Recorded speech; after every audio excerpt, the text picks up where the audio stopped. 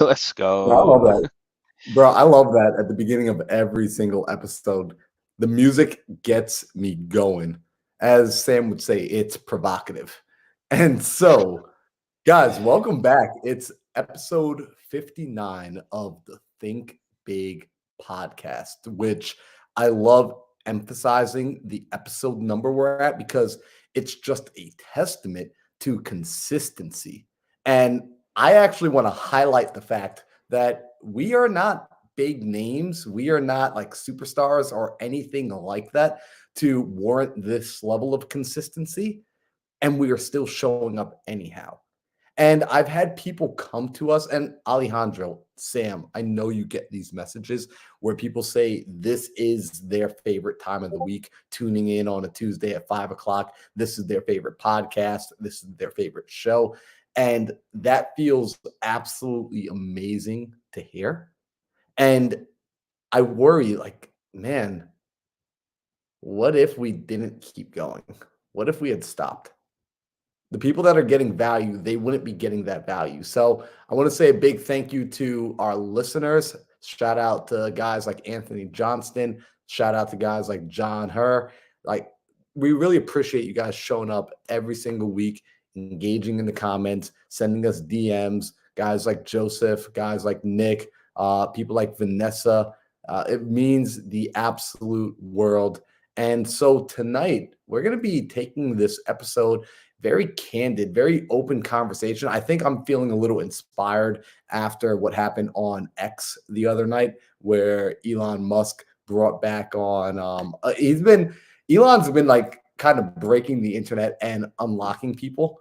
And he had a couple of people on, not just on X. He had a couple of people on, where was it? It was on Clubhouse, that app Clubhouse, where people get around and talk, have candid conversations. He had Alex Jones. And if anyone knows who Alex Jones is, I mean, he could be a very controversial or very contrarian thinker to the status quo. And this is not a man who will sit silently or quietly about how he feels. And so it was just opening up the space for a really cool fireside chat.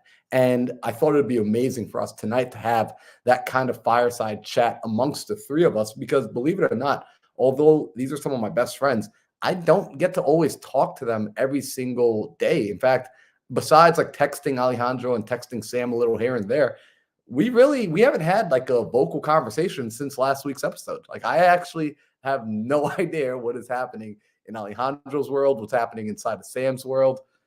So yeah, tonight we're going to be opening it up to a conversation, doing a little bit of a 2023 recap. I know I got some questions that I want to ask these guys about where they're at, what's going on with life. But before we jump into that, first off, Alejandro and Sam, how are you guys feeling today? Like, what are you excited about today? I'm doing great, man. I'm honestly a little selfish. I like to hear about Sam's world. Sam's has a pretty interesting world. So for him to share like what's going on in his world as far as like, the fires and stuff like that, it's always going to be exciting. Even you, Marlon, it's crazy, bro. We actually never really sat down. I think we planned on it. We planned a trip to kind of sit down, mastermind. But we really don't know too much of what's going on in our personal life as far as like it's for like deep stuff and all that. But I find it really crazy. We've been doing this podcast for how long? For a year in a month now, and it's crazy, bro. 59 We actually weeks. haven't. Yeah. Yeah, and we really never put time aside to actually talk about each other's personal stuff and issues and all that. We're just out here delivering value, bro, and giving back to the community, making sure we deliver every single time, no matter what's going on. So I'm super excited for today. I feel like this is just a little bit more of the campfire. I had my mom put the fire on. She has a fireplace here in Georgia, but the family's like all over there. So I'm like, you know what? Let me get some silence and hang out with the guys. That would have been dope. So I'm really excited for today. Dude, I dig it. I dig it. I'm excited, man. I'm excited. I think these things are critical to do to do what we're gonna do today, guys. We're it's gonna be a fireside chat. We're gonna talk about all the things that are going on in our lives and our businesses, but I think one thing that's really important is something that people run away from. And Marlon, I'm sure you see this with a lot of your coaching clients, is they maybe run away from recaps. They maybe run away from like, hey, like a certain amount of time has gone by for you to actually have enough information to see if things worked, if things went according to plan, if the goals were met, or did we fall short? And the reality is, a lot of people, I think, they run away from that accountability, they run away from that tracking. So I'm excited to do that today. But what's that going to look like today, Marlon? It's gonna look like us sending Sam some AA batteries or some double D batteries or whatever batteries we need to send him. Because now that I'm aware of the fact that you never change your fire alarm batteries, I hear it every single time. And I was deaf to it. I'd never heard it until I forgot who called it out a couple of episodes, maybe like 20 episodes ago. And now I hear it every single time. But yeah, no, Sam, you are absolutely right. Also, Sam, did you do like a fire masterclass Zoom or something last night? Because Anthony Johnston in the chat is talking about how you were talking on how to find buyers through the family office. Like when did you start breaking down some ninja level tactics like that, man? Why don't you invite us out to your masterclasses, bro? Dude, I mean, well, so that is a fire strategy, finding buyers from family offices. But no, man, I mean, like I've been live all over the place. I actually went live today in a Tiffany High's community, teaching people about foreclosures and how to scale with some dope data and some dope unique niche motivation types. But bro, I mean, my thing with this is I have to like give enough value to be able to like summon you from like the ether, right? And my whole perspective is that you have value. So what I'm going to do is this. I think eventually I'm going to do probably in Q1 a masterclass, like a signature masterclass. It's probably going to be about mindset. I think that if I deliver enough value that day, right then and there, you will just magically appear. You're like a mindset unicorn that I have to summon. And my take is this: you haven't seen it because I haven't been giving enough freaking value. So that's the issue, man. But dude, no, Anthony Johnson, thank you, man. I absolutely love it. It was yeah, and Pace absolutely crushed it too. That was a really cool call. But I want to get into it. I want to dive into this because again, like we're all so damn ambitious to set goals for the next year, for the next quarter, for the next month. We all say we want to go do XYZ amount of revenue. And Marlon, you and I are in a mastermind called the 1% Mastermind together. It's a very private, intimate room. And one thing that we've been doing every other week when we meet is we set goals. We set very specific goals, right? And it's easy to do that. It's easy to say, hey, I want to make another $50,000 in the next 2 weeks. That's super easy to say. What's not easy to do is once the 2 weeks is up, actually own up to the fact, did you do it? Where did you land? Did you fall short? If you did fall short, why? What can be fixed? What can be alleviated? I think that form of accountability is truly the thing that's missing for most newer entrepreneurs.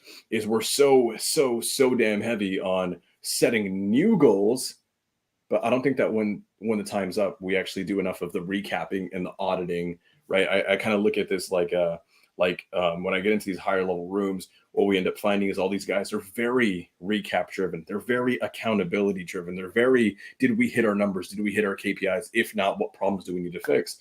So, but we're going to go into some personal stuff too, but let's do it, man. Let's dive in. Marlon, do you have a structure at all? Because you do a lot of these recaps, I know with your coaching clients. Do you have a structure at all that you want us to follow for tonight?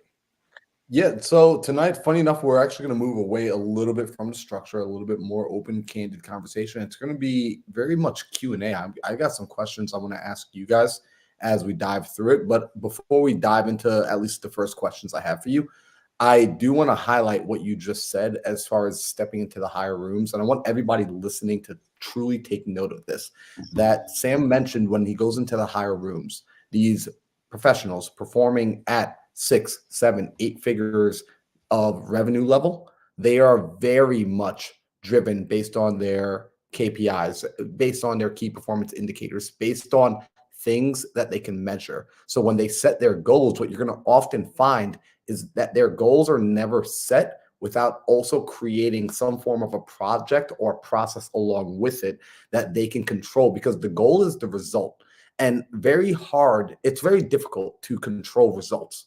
However, it's a lot easier to control inputs. And when we identify projects that we're working on and we identify processes, we can actually begin to implement what are the inputs? How can I include and schedule these inputs? The time, right? Focus time to go ahead and make these inputs happen, whether that's making calls, whether it's creating marketing content, marketing material, whether it's upping your ad spend, raising private capital, whatever it is. If you're able to identify what the actual activity is, from there, you're able to increase the likelihood. You can't guarantee it, but you can increase the likelihood of success because you're controlling inputs. And Sam, you said that they are very heavy on accountability. And earlier today, funny enough, maybe about 2 hours ago, I was doing some research of my own for my own coaching business. I'm constantly trying to understand the human psyche better. I like to learn from other coaches, see what techniques are working in their programs, what works for other people. And I want to collage the best of the best of the best to then be able to deliver something even better, or really just weed through all the garbage. And I came across a gentleman, and he mentioned something. This guy's actually the guy that trained Kobe Bryant, Serena Williams, like the royal Spanish family. I mean, like, he's that dude. Like, Tony Robbins is that dude. He's that dude that you never heard of because Tony Robbins' name is so loud. But like, this is like that guy that's like just right there as well. He just didn't care about the fame as much, but he's in those rooms. And he said accountability should be inevitability. If you have the right people in your corner. So in my case, right, I have Sam, right? The 1% mastermind. I've got Sam and a few other guys inside that mastermind that when we tell each other we're going to do something, that accountability from the right people turns into an inevitability. In other words, it's going to happen because I have the right people there. And a part of my personal 2023 recap, and even a portion of 2022 recap, was I didn't have a lot of accountability in my life because I was always afraid to let people know what I was doing. I was afraid to let people know what I was doing because the people I would tell wouldn't necessarily be people that added any form of external positive pressure to make me perform. And they wouldn't provide any sort of useful feedback. So all it ever felt like I was doing when I was sharing it with those people was kind of just talking and just putting it out there. And then if it didn't work, I felt bad. Versus when you have the right people, when you have a Sam or an Alejandro and you share with them your vision, what ends up happening is they keep reminding you, and they also provide you with resources and also that additional resourcefulness through thinking about it differently, giving you new perspective, maybe pointing out some opportunities or even providing you with opportunities that you didn't have for yourself. All of these things come together so that the right accountability partners actually create the inevitability of you following through on the process, on the project, which increases likelihood that the results will occur. So, Sam, I just wanted to say that because you inspired that tonight, bro. Like, that was this, you speak, and then my brain is like, whoa. That's so good, dude. That's it. I'm going to piggyback off that. I'm going to fucking piggyback off all this shit today. So, excuse the language. I'm on it, guys. You guys know when I start cussing, it means that like I'm amped up. So here's the thing that you said something that's really important. You would share an idea, a vision, a mission, a goal, something that you feel ambitious about with someone who's not going to meet it with positivity or reinforcement, or they're not going to amplify you. And that sucks, right? Giving a goal and mission. 2024 is coming up. A lot of you guys are setting goals. I know each of these guys are. I am. We're all setting ambitious, scary goals. And some of you guys are afraid to share these goals with people because you know the reaction will be maybe neutral. It may not be bad, but it may be neutral, right? And that can take the air out of things. I want to actually highlight something a little bit more dangerous, guys. What happens when you take those ideas and those goals and those ambitions to someone who's not neutral, but they're negative? And this is the power of, in my opinion, learning who to take your goals to, who to take your mission to. Because when you care about something really, really strongly, right? Like your ambitious goals for 2024, all the shit that you want to do in life to transcend your family's capabilities across the world, to amplify your business, your personal self, your relationships, all these things. Some of those things may be risky. Some of those things may not be highly favored by people in your circle. So I actually do want people to be a little bit more cognizant of, one, be willing to speak your truth. But also, this is something that I've learned, Marlon. Don't take your truth to someone if you know that they're just going to try to tear it down. Because what you're doing is you're giving them ammunition, you're giving them leverage and power over you. And this is something that, Marlon, you know that I've worked on for a while now, for ever since I've known you. And that is my ability, working on it constantly, to disconnect from giving a damn about what certain people that I look up to would say. And that is because I understand that a lot of the people that I look up to, that I would share these visions with, it's not that they don't actually want the best for me, but these people are incapable sometimes of amplifying you. If that means your version of success doesn't serve theirs. There are people in this world who will amplify you to no ends as long as your success serves them. And the second that your success may not serve them and they see a different path that you're going down, they may just say things. They may plant seeds that are going to result in you just being like, oh, well, shit, I feel pressure here. Maybe I should come back to what I thought, what I was doing before. And what's really happening is people have this natural tendency to corral you into the lane they want you to be in. And it's up to you to decide if that's a lane that you want to be in. If the answer is no, you want another lane entirely, great.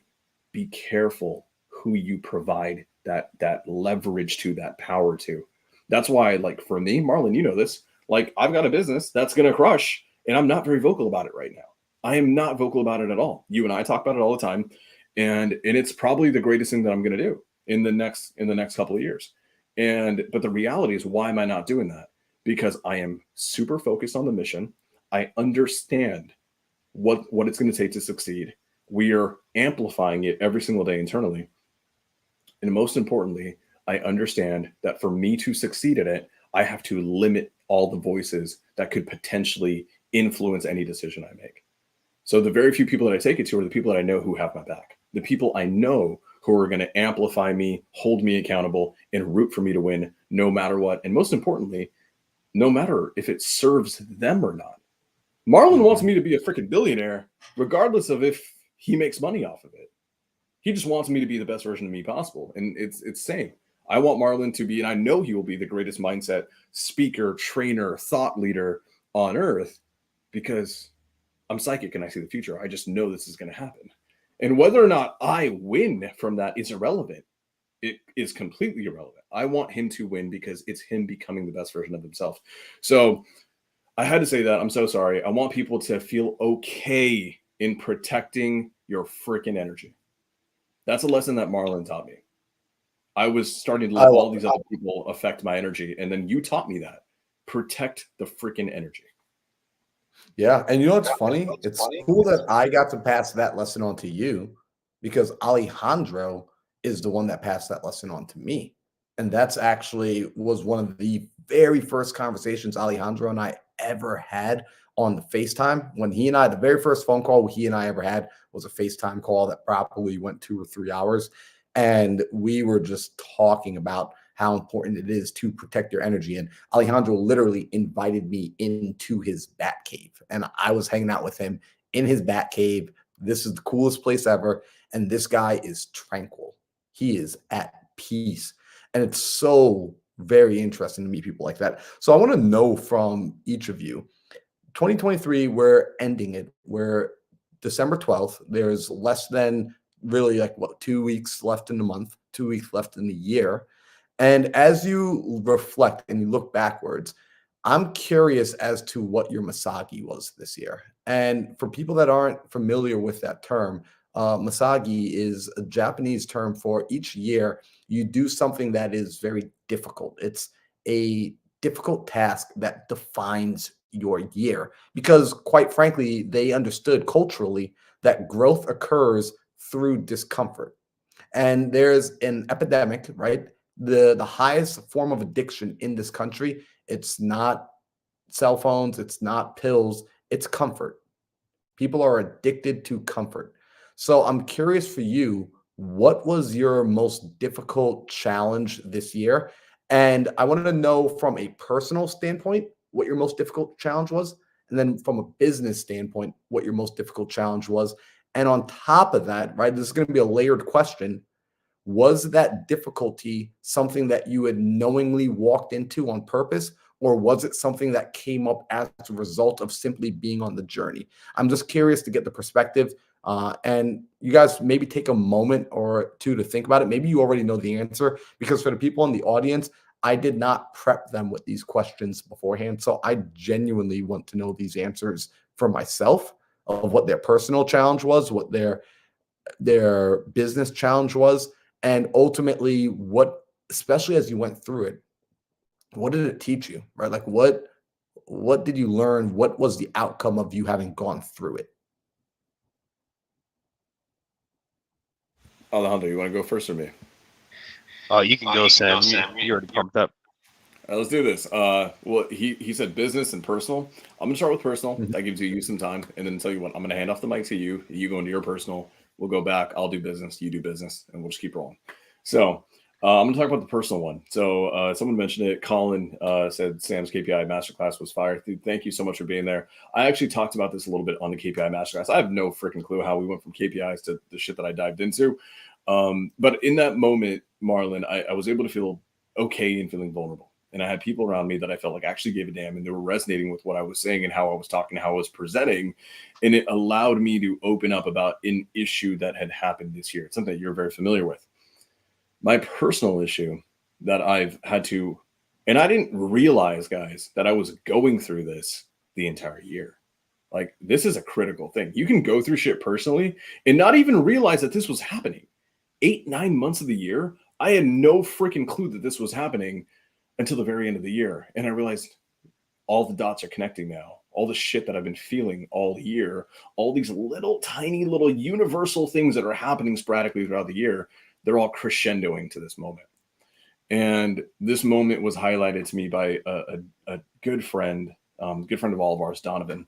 And Donovan, he and I have had a very unique young relationship. We're very new to each other still to this day. But we've hit it off so amazingly. And one thing that I've struggled with, Marlon, is that I've struggled owning my success. And I've been called out for this in my life. And this is something that I know that I do. I tend to take all the success that I ever have, no matter what it is, no matter how great it is, no matter how hard I've worked for it, no matter how hard I've sacrificed it. And because the federal service game and the government will do this to you, you will give all the great things you do, and you will never own it for yourself. What you instead do is you take a step to the side and give it to your mentors, give it to the people who you believe helped influence you. And so what I ended up doing for the last 2 years, I'm 2 years into this game now, is that I've understood that every step of the way, no matter what I've done, I've never once taken a moment to own my own successes. Every single time. I've always had a thought process. I don't know if it's inherent. I don't know if it's genetic. I don't know if it's a freaking default. What I've done is I've constantly taken all these successes and I've given away ownership. And I've said, it's not because of me, it's because of them. And guys, don't get me wrong. Like, I believe in humility. I believe in honoring the folks who've sacrificed for you to be here today. But I'm starting to learn that if you do that too much, if you never hold any of that honor for yourself, you're defeating yourself. You can only go so far, because every success, every moment of pride, you end up just giving away. And what ends up happening is, over a long enough time period, you've convinced yourself that nothing you do is on your own merit, that everything you do is because other people. And then here's what's dangerous. What if you start giving that power and that ownership and that honor and that pride to the wrong person? What ends up happening is it cripples your ability to continually evolve. It cripples your ability to grow in new ways. So here's what explicitly happened, guys. I have a mentor who I love, who I truly love. And this mentor I will always be grateful for. I went to this person and I want to share a moment of tremendous growth with them in business. And like, guys, I was at this point about 1.5 years in the game. I'm 2 years in now. I was about 1.5 years in the game earlier this year. And I went to them and I said, hey, you've done so much for me. I've now stepped away and I have trailblazed and I've taken risks and I've bet on myself and all these things have happened. Here's my growth. And I want to share this moment with you because I am feeling true pride of it. Here's the problem. The growth that I had, Marlon, did not serve this mentor. Did not serve this mentor's bottom line. The growth that I had served me and my family and my loved ones, but it didn't serve them. And then what did that mentor do? Consciously or not, I think this person's smart enough to know that it was conscious. They used very unique wording and phrasing to try to corral me back into the lane that worked for them and not for me. And then this is what was really kind of critical at the time. They said something to the effect of, you're a year and a half in, this is all great. Make sure it's not a fluke. Don't get ahead of yourself. It might just be a fluke. You may have just gotten lucky. And the way they said it, right, very specifically in the moment, was hyper intentional. And I realize that now because now I'm starting to think rationally about it. I realize that now that was so intentional to keep me in a specific box. Donovan's the one who actually pulled me to the side. He said, dude, your energy's off. Like, what's going on? And I'm like, well, I know I want to grow, and I know I want to do these risky things out here. And I see a path to success. I see a trajectory working there. But now I started self-defeating. I started telling Donovan, I'm not sure, man. I'm not sure that I'm ready to hire a CEO, hire a COO, have a C-suite, right? Become a formal shareholder. I don't think I'm ready for that because I'm only 2 years in. And he's like, what do you mean? Why does you being 2 years in have anything to do with anything? And I said, well, I just want to make sure it's not a fluke. Donovan cuts me off. He's like, what the fuck are you talking about, a fluke? You think 2 years of success back to back to back to back in every way that you've done it is a fluke? And he called me out. He's like, Sam, who the fuck told you that? I told him. He's like, you realize that person is trying to just corral you into a position that feeds them. And then what ended up happening, I didn't realize it, man. Throughout this year, I've been presented with tons of amazing opportunities that were based on my own merit. And incrementally, I have shied away from taking them because I was concerned that I wasn't worthy of them, that I didn't deserve them, that it was a fluke. And I realize now all those things were seeds that were planted to stop me from growing in the way that served me, served them. And thanks to Donovan pouring into me, he even sent me this amazing book, 10X is better than 2X. And it goes to show, and he had this amazing note on it. And it really hit super hard for me in that moment, that little gift note that he sent out. And it said something to the effect, your contributions to society and to the marketplace have nothing to do with how much time you've been in, but how much innovation you've brought. And Sam, you've innovated probably more than anyone who's been in as short as you have. And he basically poured into me and told me I need to start owning my own success. And Marlon, I didn't realize that this was the shit that was default in my wiring happening throughout this year. But by the time Donovan made it very clear, bro, you're hurting yourself right now. You've got all these opportunities that you can capitalize on that will catapult you, but you're defeating yourself because of seeds that were planted not by your hand, but someone else's. And when people plant seeds, they're not planting seeds usually for your success. They're usually doing it for their own. They're trying to reap a harvest of their own later down the road. And in the last 3 months, I've had to go through a lot, just kind of mindset-wise personally, in terms of owning what I've done, owning my success, owning the fact that it wasn't a fluke, owning the fact that, yeah, we actually have a CEO picked out, and this person's going to run a company that's going to make me millions a year, and I'm going to go and do the next thing. And I'm speaking on 30, 40 stages next year. I have earned that success because I'm working my ass off. So Marlon, I know it's a weird thing to say. It's kind of ethereal. My big personal journey this year, the journey that I was on, the thing that I've accomplished, hopefully, and I think will continue to accomplish, is owning the fact that everything that's happened so far is not a fluke, and owning the fact that everything that's going to happen in the future won't be a fluke either. So that's a little bit about me, man. And I want to share more, but I don't want to hog up all the time. Sam, first off, thank you for sharing that. I actually took some notes over here on the side just based on the last bit you said, as far as when someone else is planting seeds in your life, typically it's for their benefit, not for yours. And so I want to know in the comment section, I need every single person that's watching right now, every single person that is tuned in right now. If you just got value from what Sam said, I need you to be vocal in the comment section right now.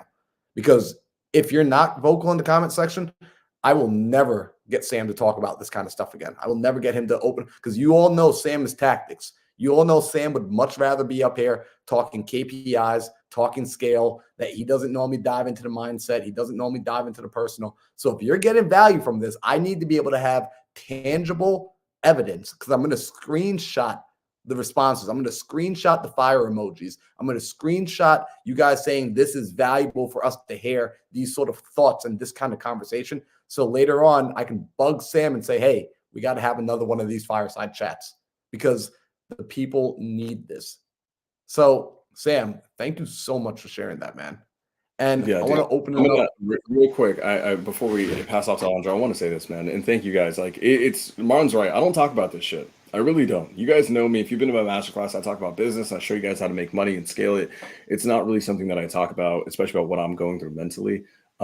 This has become a very unique and safe space, especially with Marlon to be able to dive into this stuff. So I do appreciate that. One thing that I want to say, man, is this is the result of the mindset growth that I've had this year. Marlon, you know this. You both know this is coming. You guys know it's coming by the end of Q1 or beginning of Q2.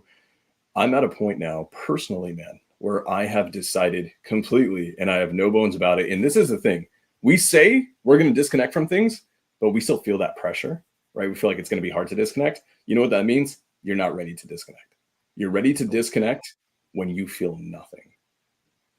And for me, the communities these certain communities that I'm involved in, I have completely made the decision to completely emotionally, mentally disconnect. And the beauty of when I say that, I actually feel it because I am ready completely to sail my ship, be the captain of an amazing fleet. And I can't wait to grow that and launch that with hopefully everyone here in 2024. Okay, I'm done now. Yo, guys, by the way, Sam doesn't know that he's going to be doing this yet, but he's going to be one of the guests on my podcast again because we're taking a totally different direction with it in 2024. And Sam has no idea until right now that he's actually one of the prime avatars for the sort of guest we're going to be bringing on. So, Sam, I'm going to be seeing you I'm going to see you more than I already see you. I'm scared and excited at the same time. But let's do it. Alejandro. Alejandro. Brother, personal mission growth problem. The most like the hardest thing, right? Yes, sir. You guys talking? Okay, awesome. Man, I have a ton, but I'm going to start with just kind of the basics.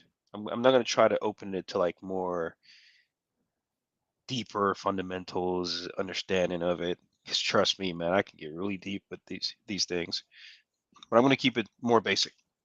I think the hardest thing for me is, and I'm not a big fan of this word.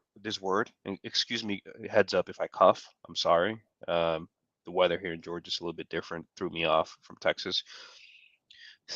I don't like this word, but this is the only one I can find right now, and that is. Maybe I can find a word later on, but for now, I'm just going to use sacrificing my happiness for uncomfortable growth. It was my hardest thing to do. Sacrificing my happiness for uncomfortable growth. Now, I'll define what that means a little bit. It's to grow as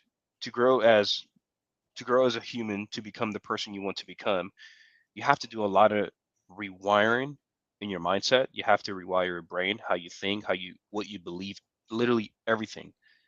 Right. So for me, back in the days, I was already happy for who I was at the time, which is, oh, great, this is what life's supposed to be. We're supposed to, drink, have fun, get drunk. What else? Be average, I guess. And I think the big, I'm pretty sure you guys had those days where $100,000 a year was like, oh my God, this is insane. So I was there, so I was there where I thought $100,000 was a pretty good thing. Well, until I made my first six-figure year, which I want to say 26, maybe. I think I was 26 years old when I first hit my six figures. But then I realized that's when I started learning about Uncle Sam.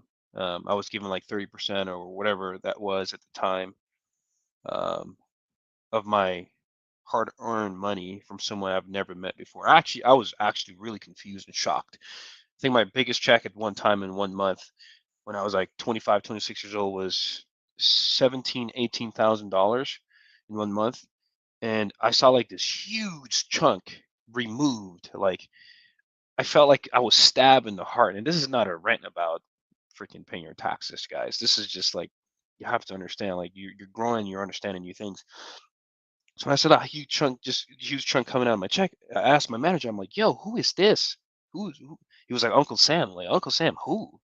Is that like the manager? I was really confused. Is that the manager, the other manager in the other store? Who is this guy? I've been here 8 o'clock in the morning all the way to like 11 p.m. at night, midnight, sometimes whenever I have like a customer in the store. Here I go, like the happiest. I'm like, oh my God, I'm gonna do this for my mom, I'm gonna do this for my grandma, I'm gonna take a trip. Woof, gone. Someone I've never met before. So I'm like, oh my God, this is insane. So,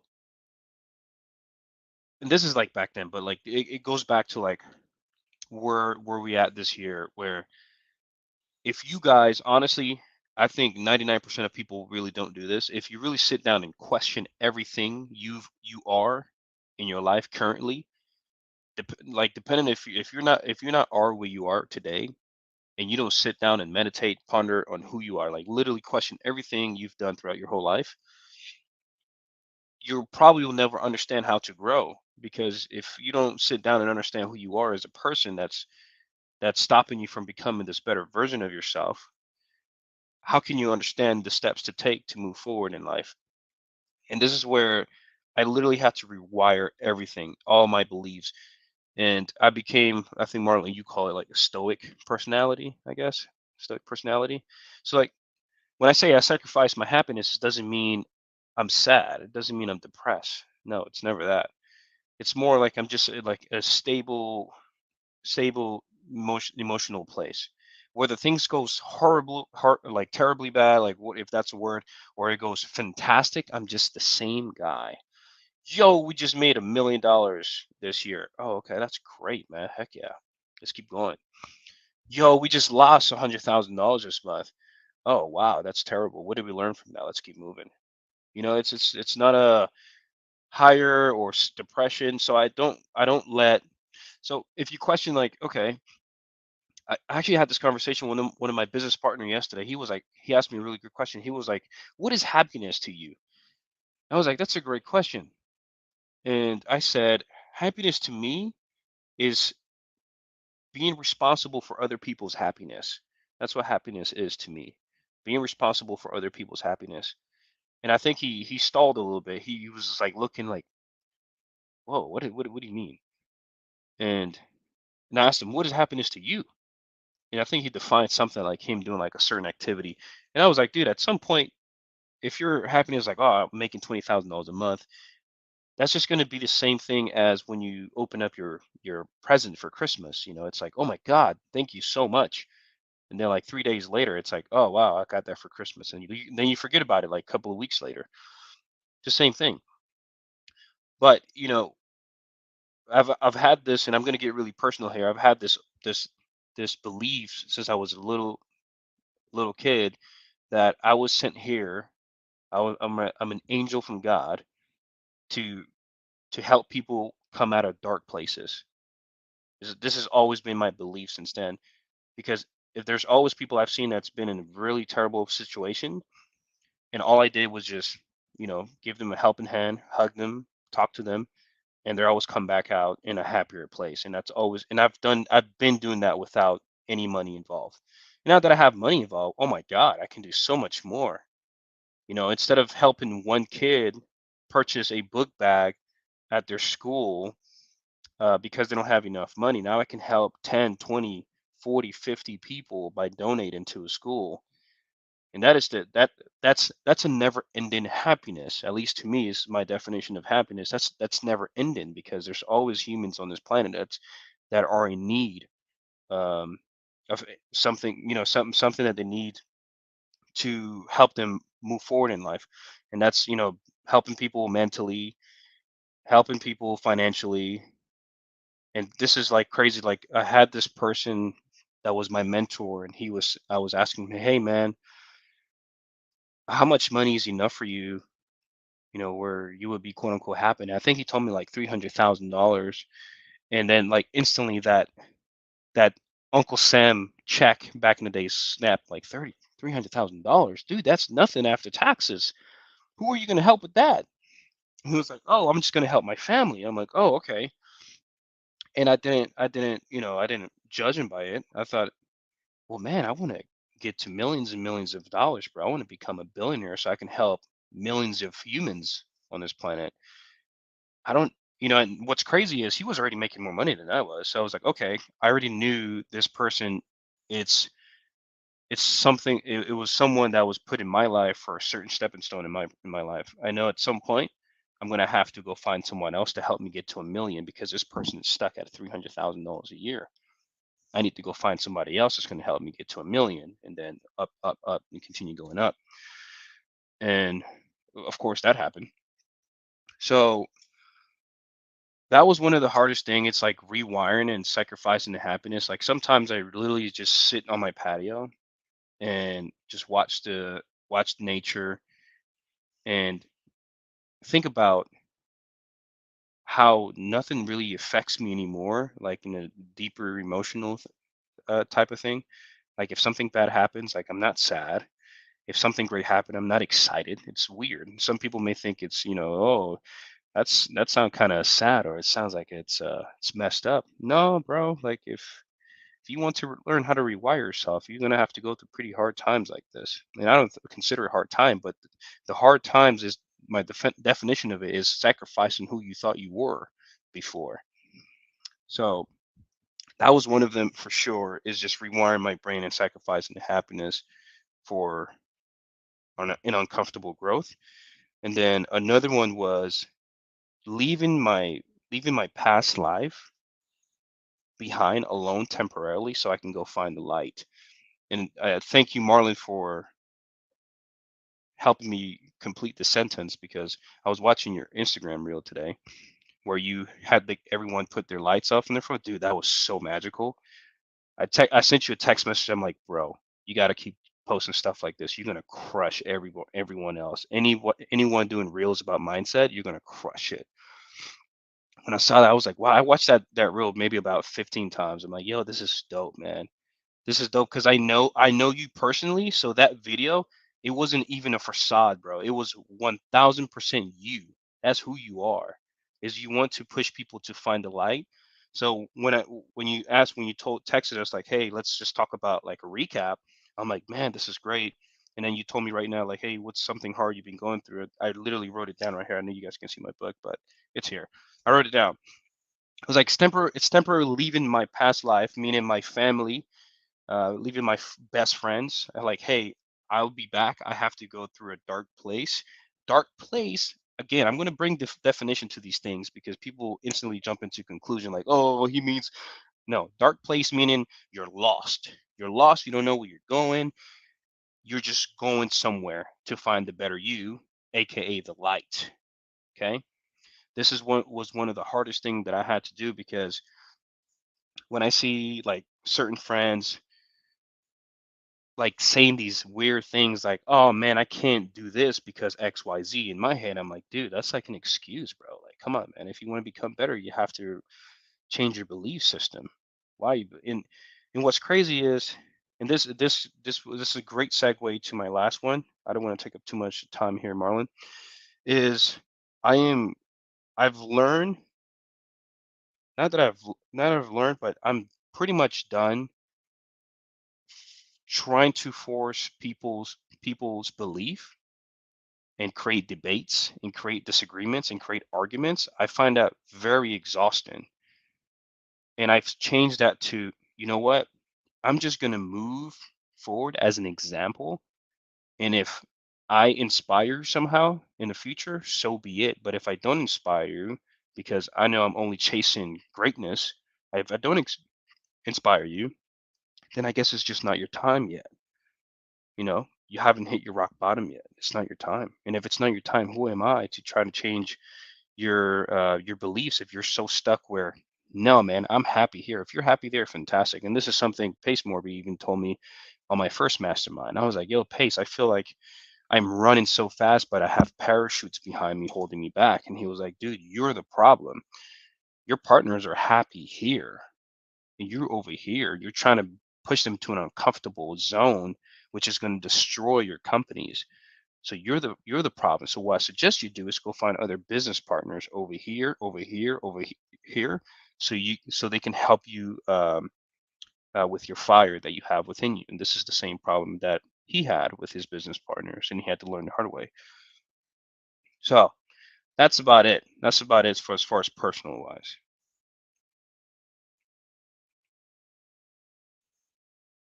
Dude, that's Just so good. realized I was, That's so and I fucking good. I also love realized I that. was muted. I was just sitting here listening. That's so good. I mean, I want you guys to take that in. I think, as far as me, as far as I'm concerned, the one thing that I took away from that truly is you have to understand that you got to meet people where they're at, not where you want them to be, not where you are. And if you try to do that, it is a recipe for failure because people are only capable of understanding truly where they're at. That's it. They're here, you're here, and you need them to be here. It doesn't freaking matter. Life has to happen. Shit has to go wrong. Growth has to be required, not by you, but by themselves. So, dude, I love that. Meeting people where they're at, understanding that you got to let people take the time it takes. That's huge. And one thing that's really critical about that is understanding that there's other people out there who are where you need your partners to be. So instead of trying to take someone and force them to become something they're not ready to become yet or ever at all, it is okay to just go out into the world and find someone who's already there. Because there is someone who's living in that moment, living in that phase, that level right now, who is absolutely ready for it. So that's huge, man. But Marlon, What's go ahead. really Yeah, what's really interesting is, this is kind of cool. It's funny how this whole thing is going to come full circle, and I'll explain what I mean. Sam earlier had a realization that time in the business didn't necessarily dictate where you are on the ladder, that you can come in and essentially put yourself and position yourself wherever it is you deem that you belong. If that's at the top, a person like Sam will put himself at the top. He doesn't need 10 years of working up to be a partner, working up to be this level of individual. He can just come in there because that's the value he adds. So he's aware that these people, these unicorns exist because he himself is one of the unicorns. And so Alejandro having that lesson of recognizing, hey, I can't just drag these people to become unicorns. I got to go out and find those next unicorns. And Alejandro, you mentioned something. So Sam had something inside of his life that's beneficial for Alejandro. Alejandro had something inside of his life that was beneficial to me. When I look back on this year, Alejandro spoke about the sacrifice of change.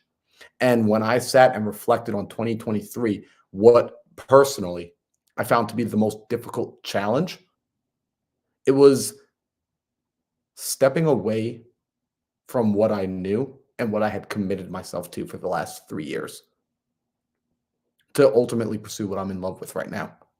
And this was scary because I spent the last 3, almost 4 years really dialing in real estate.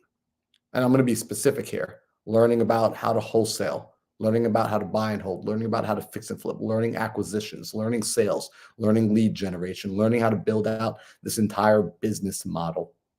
And I figured out how to do that. And I started to create traction doing that thing. And that thing wasn't gelling with me. It wasn't in alignment with me, but it was making me money. And I was now finding myself in the same position that pretty much 95% of the population finds themselves in with these golden handcuffs. You got this thing that sustains the lifestyle that you're now used to living. And although it's no longer what you want to do and you want to go off to do something else that would give your life more meaning and more purpose, it's scary to step away from a good thing. And earlier this year, I found myself struggling and juggling and being in between and quite frankly, half-assing and not showing up fully for 2 businesses. And it was being reflected in the results I was producing. It was being reflected in the way that I was feeling day to day. It was being reflected in the fact that I was internally waking up with almost this sense of anxiety that no one else knew about except for me. I would find myself waking up already stressed out, already anxious, and only my close friends even knew. Everybody else in the world saw me as still happy-go-lucky. Everything is on top because I'm closing deals. Let me be the first to tell you that making money does not necessarily guarantee that you're going to be happy. Now, still go out and make a lot of money. Please make as much money as you possibly can. But money doesn't necessarily equal joy. And so it wasn't until actually I had the conversation inside of our mastermind, inside the 1% mastermind, Sam, that one afternoon where all of you guys inside of the mastermind called me out on it and said, yo, quite frankly, what are you doing? Sounds like you got imposter syndrome going on and you're holding on to an old identity. So the biggest challenge I had this year was holding on to my previous identity that I'm a real estate investor. I invest in real estate, but that's not what I identify as in this chapter of my life right now. Right? I want everyone to understand this. I still buy properties. Next year, I will buy more properties. In fact, next year, I plan on buying. I'm not going to actually share this part with people yet. I'll share it after it's done, but I'll be buying a lot of things next year, a lot of assets. So I'm still an investor. I'm still an entrepreneur. That is absolutely a part of my makeup. But at this season in life, I'm not identifying myself as a real estate investor. And that was scary because that was a big change. That was a big change I had to go through. And to be able to admit it, not just publicly, but more so admit it to myself and adopt that new identity, that was a challenge of 2023 for me. That personal internal rebranding. But because I went through it, here's what's really interesting. Because I was able to fully adopt the brand change, the idea that, okay, my new identity, I am the high performance coach. I am the top high performance coach. I am the guy that you call when you need to get yourself right, when you need to put a person back together and accelerate their growth, accelerate the traction that they're receiving in their business, in their life, in their personal and professional life. Give me a call. Put me in the room with them. That's my identity right now. And when I was able to finally adopt that and really make that transfer myself, it allowed me to help others make that transfer as well. So having that same level of courage that I can speak about till I'm blue in the face, actually going through it, the act of actually living through my own turmoil, living through my own turbulence as I made that shift, ultimately allowed me to be able to serve other people better. So I'm sharing this with everybody right now because as you're rolling into 2024, some of you might still be holding on to some of your old identity. Some of you may still find yourself being loyal to an identity that served you 10 years ago, 5 years ago, 3 years ago. The behaviors, the habits, the friends, the relationships, the knowledge, the skills, the things that served you in a past season of your life may not necessarily be the equipment you need stepping into this new season. And so just like how Sam had his mentor in that season who served him well, but now in this new evolution, in this new season, it's time to actually pull away because that same mentor that was pulling him forward is now acting as an anchor at this season in his life. The same way Alejandro recognized, hey, there are certain things that I need to change. The same way I recognize there are things I need to change. I want you all to sit and really look at 2023, reflecting, asking yourself, what maybe am I holding on to that I'm giving loyalty simply because I've given it this much time, but it's no longer serving me based on me having clear understanding of where it is I want to go. So that was for me my big recap for 2023. That was like I got a whole journal page inside of my like personal journal where like I dove into this, man. Bro, Jesus, that is so good. Like, and honestly, man, we just spent the entire time just going over the 3 personals. I think next week we may have to go into the 3 recaps of the business side, right? And a lot of the stuff's going to translate over, but I think there's so much more to dive into. And I think by the end of the year, the last week, we may want to do like kind of this is how we plan for 2024. But I want to say this, man. I remember that 1% mastermind call that we had about that, just kind of pouring into your business. And I think we said something to the effect of you doing this and you solving this problem is the reason why you won't make $1 billion here.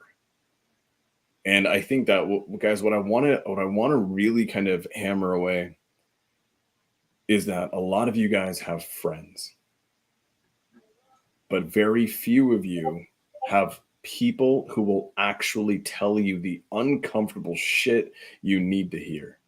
The stuff that we all run away from internally, the truths that we run away from internally. You need your friends there to tell you. You need your friends there to throw it in your face and make you confront it. Because the last thing we want to do is confront reality sometimes when reality's hard. And the fact is, Marlon, I've seen you do that, man. And I've seen the launch of the Facebook group, and I've seen so much of what you're doing. And you're speaking on stages all over the country now. And it's not as Marlon, the real estate investor. is that's Marlon, the high performance coach, who's also probably the most badass mindset guy on the planet. And so I want to commend you for that because, dude, Alejandro said this earlier. He didn't say it exactly this way, but this is how I took it. In order for you to reach another level, a new season, it's not that you have to change. In my opinion, you actually have to kill off an old identity. That version of you has to die for a new version of you to be born. And that shit's not easy, man. So I commend you in doing that. You're a guy who's big on phrases. And I historically have not been big on phrases or lines or phraseology. And it's something that I've picked up from you. Is now I'm just always talking to myself. I'm like, damn, that was a banger. That's going to be the theme of the next year. Do you guys have, going into this new year, kind of a line that's resonating with you, a phrase that's sticking in your head that you think is going to give you some power or some goals or something? If you guys want to, could you share that? Because I think it'd be amazingly helpful. Yeah, I'm going to share mine because it's funny. I've been saying this for the last couple of days, like just around the house, very jokingly. I haven't really been thinking about it as a phrase, but really over the last 2 weeks, I don't know why I picked it back up. I don't know where I heard it again. I know the first time I heard it was maybe like a year or two ago, but recently it just bubbled to the top of my head. And before I tell you that phrase, I do want to quickly piggyback off what you said, Sam, about having the right kinds of friends. I want everyone to know this. When I'm talking to Sam about an idea and Sam starts being too nice to me about the idea and like starts delivering critique in like such a pleasant way, I'm like, all right, I got a shitty idea. Like, this is just a terrible. When Sam starts like being too nice to me, I know it's a terrible idea because Sam always delivers it like real and true. And I appreciate that so much that when I come to him and I get feedback, it resonates. And I want to simply remind, like, I just feel, Sam, this is like on my heart. I don't know who needs to hear this tonight, but I just get this feeling that somebody needs to hear this right now, is that sometimes we will ask the world, we will say, Sam, please give me feedback. I can handle it. Alejandro, please critique me. I can handle it. And that person starts giving us feedback and they start critiquing us, and it still hurts. And I like to let people know, when you ask a person for feedback and you ask them for a criticism, it's the equivalent of me saying, Alejandro, Sam, guys, I'm ready. Punch me in the face as hard as you can. Yes, I'm asking to be punched. Like, I'm not going to be upset when they punch me, but it doesn't mean the punch won't hurt. But I do understand that I'm asking for the punch because it will strengthen me. So as you're asking your friends, as you're asking the people in your life for that criticism and that feedback, understand you can only take so many punches to the face at once, and also make sure they know how to not knock you out when they swing. So this is going to be a delicate dance because criticism is critical to your growth, but just understand how to absorb it in proper dosage. I geek out about this because obviously I'm a coach, so I have to understand how to be able to deliver in a level that's tolerable, in a way that the person isn't overwhelmed and completely destroyed. But I just want to say, like, Sam is one of those people that when I need someone that needs to give me like some hard dosage, like, and I don't need a soft approach, I need, dude, get me right. Help me get there faster.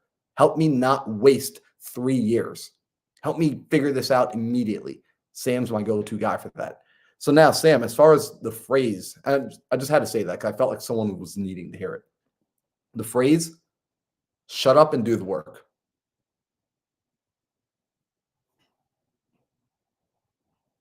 That's it. I've been saying that to myself nonstop for the last couple of weeks, and I will actually just yell that at myself. Shut up and do the work.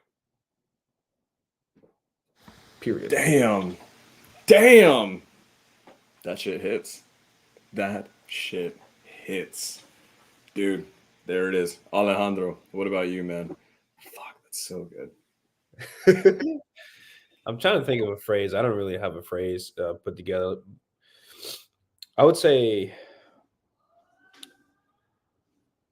Is there a mantra? Is there a mantra that you think is going to be important for this next phase? Yeah, well, this is something I use all the time, and I talk to people every time, is expect the worst, but hope for the best.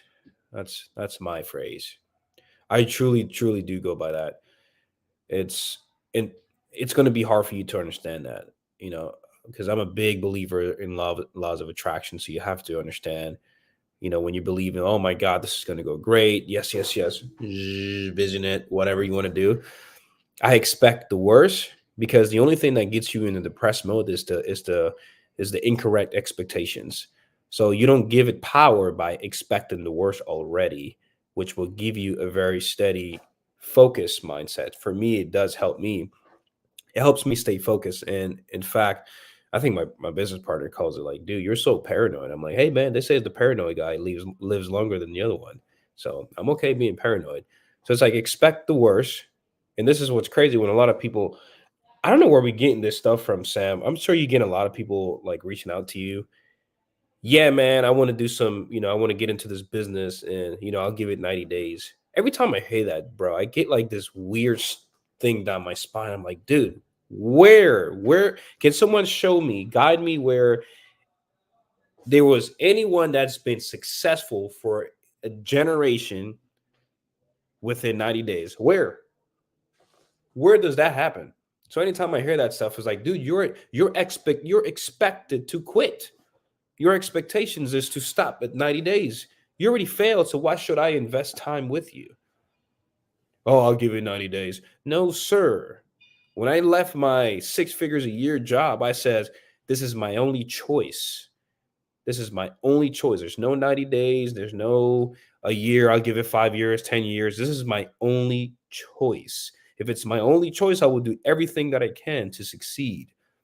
If I give it 90 days, then I will only do a 90 days worth of work. But how much can you learn within 90 days, my friend? How much can you learn? So expect the worst, hope for the best, and go full on, bro. Don't come over here with that 90-day, 12-year goal mark and expect to quit if shit doesn't go your way. Please keep that energy over there. Hit somebody else up, please. Dude. All right, I think I'm going to be the last one to cap us off. We're already running a few minutes over. I'm going to say this real quick to give you guys some context. A lot of people come to me for advice. And a lot of people I'm in networks with, I'm in circles with. There's very few people that I yell at. Very few people that I tear into. And what I've realized about myself, guys, is that whenever someone comes to me for advice and I give them very nice advice, and I'm not passionate and I'm not like just tearing into them, it just means because I'm giving them advice. I'm giving them advice. When someone comes to me with a problem, and then I realize that I'm not losing it, but I'm being passionate. I'm tearing into them. I'm yelling at them. I am just ripping them apart because they need to hear all these uncomfortable truths. And what I've realized about myself, Marlon, is that when I do that, I'm not giving them advice. I'm telling myself what I need to hear. And they're just the vessel for it. And out of one of the people that I tremendously, tremendously love, one of the very few people that I'll ever feel passionate about enough to even have the time to tear into, I was saying this to this person, and then I realized that I was actually just yelling it back at myself. And that's important. And it's going to be the theme for a lot of 2024. And that is straight up, this is the phrase, require more of yourself and require more for yourself. That's going to be my theme. Bro, I honestly tonight's one of those rare nights where I feel like taking this conversation so much longer. Maybe it's because like I have energy tonight. Maybe it's because like I've been eating and getting my protein in. Like I don't know what it is. Maybe like it's because like I ran 40 miles with Andrew last week. I don't know what it is, but yeah, I think we're probably guys. Like, let me know in the comments. Actually, this is what I want to know. Do y'all want to see us continue the conversation? And by the way, that's not a guarantee that the conversation will continue tonight because I got no idea what Sam's schedule is. I got no idea what Alejandro's schedule is. Also, what up, Mac? Shout out to you being here in the chat. And also, I saw Gammy asking about if we buy seller finance deals. Of course, we buy seller. Yes, we buy seller finance deals. Would we pay over market? Only if the terms made sense. So the numbers, the math has to math is my long answer short. But put in the chat, like, do you guys want to see us? I mean, people are saying yes, they want to see us go a little bit longer. So you guys do me a favor, Sam, Alejandro, put in a private chat if we can go longer. I don't know if we even have time tonight, but while they're putting in the chat if we can go longer, I do just want to say something about what Sam just said, which is, let me go look at the private chat real quick. Ooh, they're giving me, they said I got 5 minutes. They said I got a couple of, I got even more than 5 minutes. All right. So we got a little bit of time. So here's what's interesting. So real quick, actually, because we're going a little bit longer, let me ask for something first. I've learned that it's important that when you give, you also need to ask. And I want all of you to be okay with asking for things, because if you don't ask for what you want, congratulations, you will be a part of the mediocre many. I need you to join the exceptional few. So what I'm going to ask for here tonight is quite simple. If you're getting value right now, if you've already gotten value up until this point, and you know that now we're about to deliver a little bit more sauce, because I'm actually excited even more than I was at the beginning of this call right now, do me a favor and share this out right now with 3 people and then comment done. I want you to actually share the YouTube link that you're listening to right now, whether you text it out to a friend, whether you share it on your Facebook, whether you share it on Instagram. In fact, if you share it on Instagram, tag Sam, tag Alejandro, tag myself, because I want to be able to say thank you for helping to grow this podcast. So if you tag us, it would give me the ability to know who's helping us grow this, because we cannot do this alone. We do not grow in a vacuum. So we need to be able to have people helping out, and that's you guys. So I appreciate you guys for that. Comment the word done after you're done sharing it, and you can listen as you're go ahead and screenshotting and pushing this out. So Sam, you just said that a big part of this is really relying on, like, asking more of yourself, demanding more from yourself. And Sam, you know, one of my favorite things to do is when I get a good book, I'm an avid reader. I will take usually about 4 or 5 books for the year, and I will actually come back to them periodically throughout the year. And one of those books is the book that is in everybody's library. It's the first book in the purple library, Robert Kiyosaki's Rich Dad, Poor Dad. And so I'm back on this book because that book started my journey way back in October of 2019. And as I'm revisiting the book, Sam, I'm finding myself listening to Mike's dad, Rich Dad. I'm finding myself listening to his advice again. Because remember this, everybody, for those of you that feel that you're not where you should be yet, because you've been on this journey for 1 year, 2 years, 5 years, 6 years already, keep in mind that Robert Kiyosaki was being mentored by his rich father for well over 20 years. Well over 20 years before he started to have the sort of success that you all feel should come so quickly and easily because of the doom scrolling you do on social media. And so Kiyosaki's Rich Dad started to remind him of this simple idea that he says, listen, Robert, when I earn money, I pay myself first. And your poor dad, he pays all his bills first.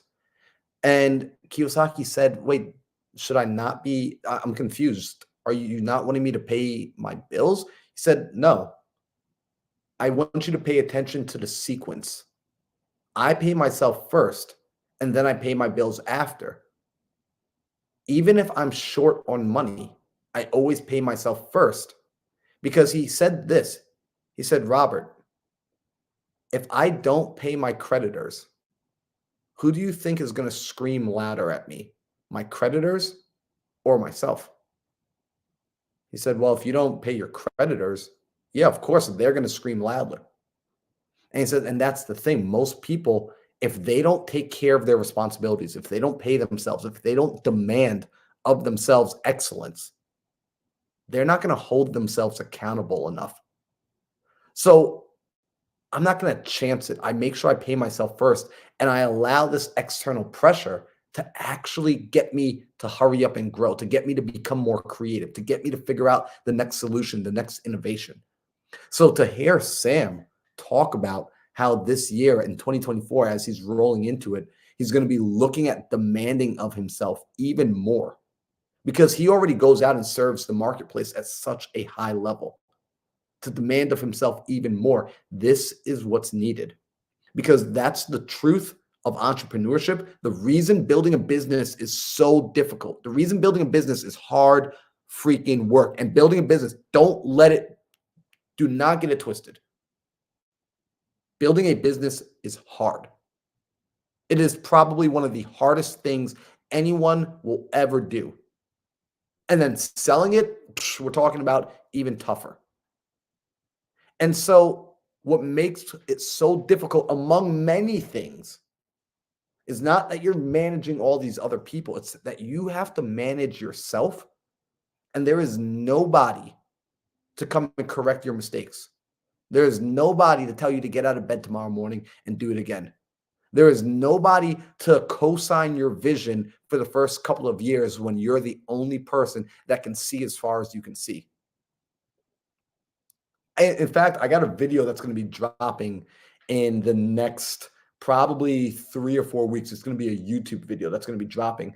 And really what it talks about is the steps of belief. And there's an important factor when you're talking about creating as an entrepreneur. There's going to be a certain time frame where you are the only person that sees your vision. There was a time where Sam was the only one that saw his vision, that saw it as clearly as he saw it. And the scary part is when you're the only one that sees it, no one's around to co-sign. You have to rely entirely on your gut. Being an entrepreneur is hard. I'm not telling you this so that you don't do it. I'm telling you this because if you are listening to anything we said tonight, we have clearly stated that doing the hard thing makes you better. So do I think I'm better than people because I'm an entrepreneur? No, I don't think that. I know that. I'm joking. All right? I'm joking. But honestly, it is hard work. It's going to be more and more difficult to find good company, to find good friends, to find good people to go on this quest with you. And that's why we show up here every Tuesday night. That's why I'm a little excited to hang out a little while longer, because I understand that us having this conversation is putting a fire back inside of somebody tonight, that we're charging your battery back up, that we're filling up the gas tank so you can go and make it another week. Because the way to win this game, Sam, how does someone win the game of entrepreneurship? Oh, it's so good. They stay in it.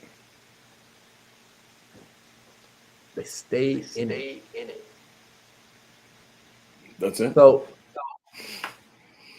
guys, I appreciate you all for hanging out later than usual on this Tuesday night. I appreciate Victor and Anthony and Donabella and Ronaldo and Wayne and Elena and everyone that came on here. Thank you guys for sharing the podcast. Thank you for being here, being active in the chat. And I really want you guys to connect with one another inside of the chat. Connect with each other offline as well, because these are your people. This is your community. These are the other like-minded individuals that understand the struggle of showing up day in and day out, knowing that seeds are being planted, and you might be in that season of, I don't see it yet. You might be in that season of, it's not here yet.